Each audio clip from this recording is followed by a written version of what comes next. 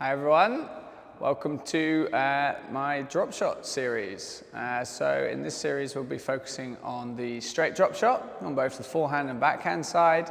I'll also give you a couple of videos which can be done in a solo routine, which is perfect to developing more ball control and then leading into a more accurate and better drop shot.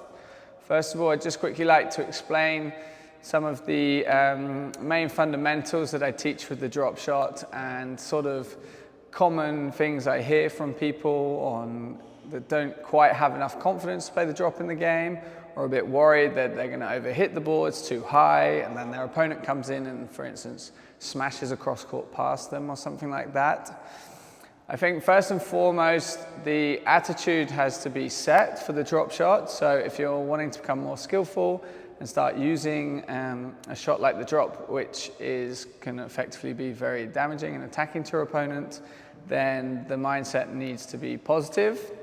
You're only going to get better by doing, so take away the fear of failure or making mistakes. Remember, you're trying to develop something, so it's best not to look at the initial outcome and know that through perseverance and the right attitude, this shot will become more ingrained in your system and you'll be able to be more successful at it within your games.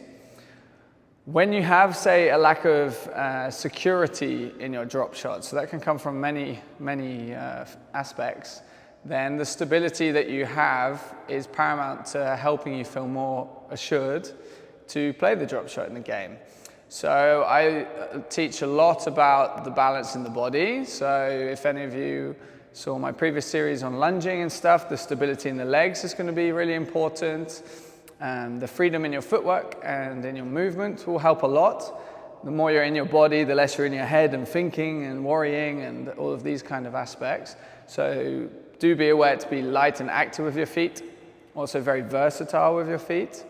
But also another key factor, and this is pretty fundamental, is the racket and how you hold it. Okay, so in my grip video, you will have seen that I mentioned a lot about the fingers and the fingertips and sensation in the fingers. It's really, really important for the drop shot. I'm going to show you many different ways to hit the drop shot today.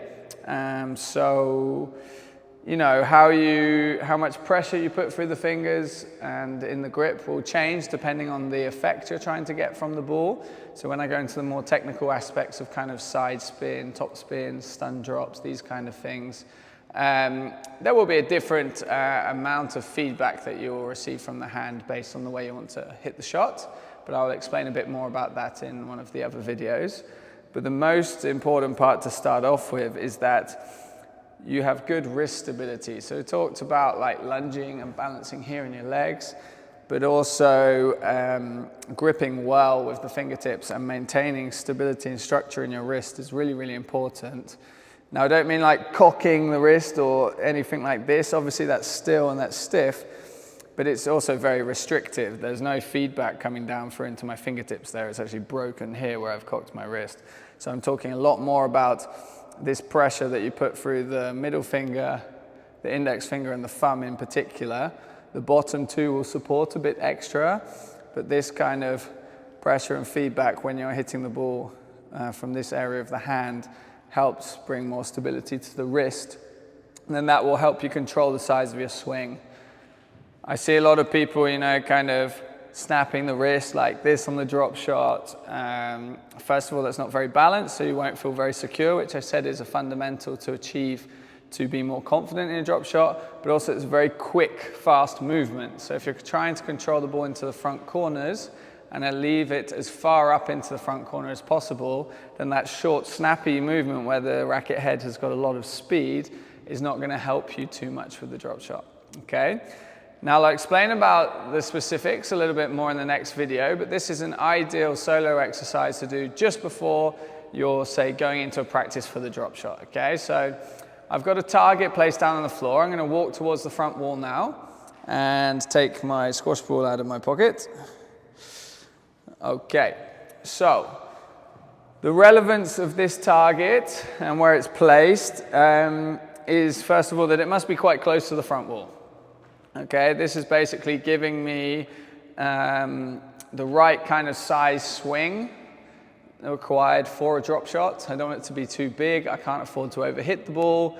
And what I'm aiming to do is get the ball onto the front wall and continuously land the ball onto this orange target.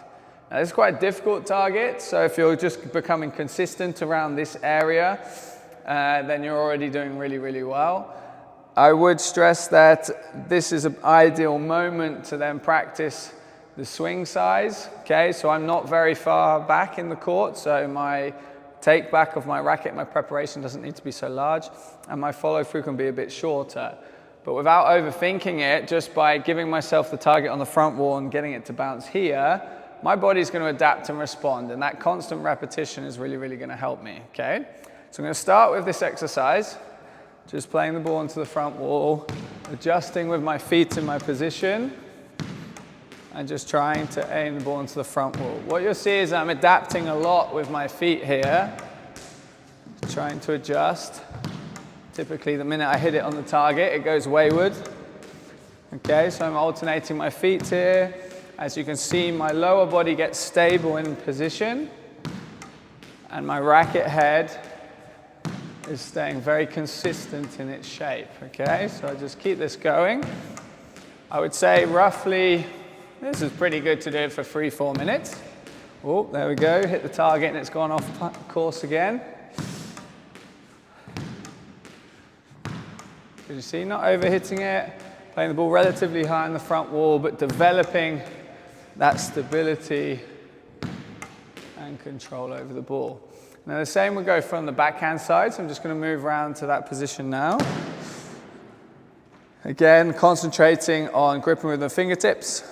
You will have noticed that my racket face is nice and open, so I'm coming underneath the ball a lot. That gives me enough time to control the ball here instead of going into this fast, flicky, wacky exercise. Until you manage to get control over this style of shot, you can see massively why you might not be hitting the drop shot as well as you want into the front corners and why you're having less control or confidence in your straight drop shot. Okay, so now with the backhand side, I'm in this sideways position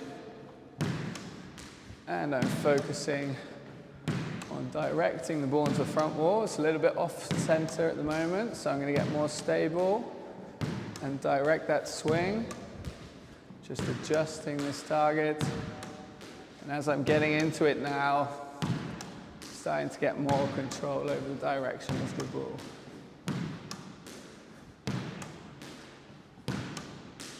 God, backhand needs some work today.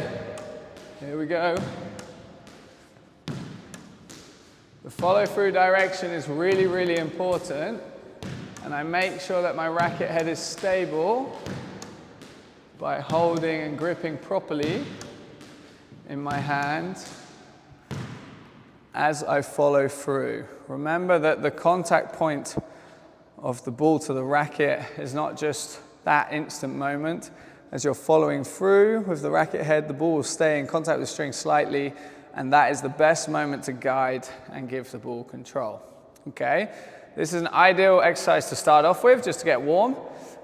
Tune in for the next video where I'll be talking about the straight drop shot with more specific guidance. Thanks guys and girls. Cheers.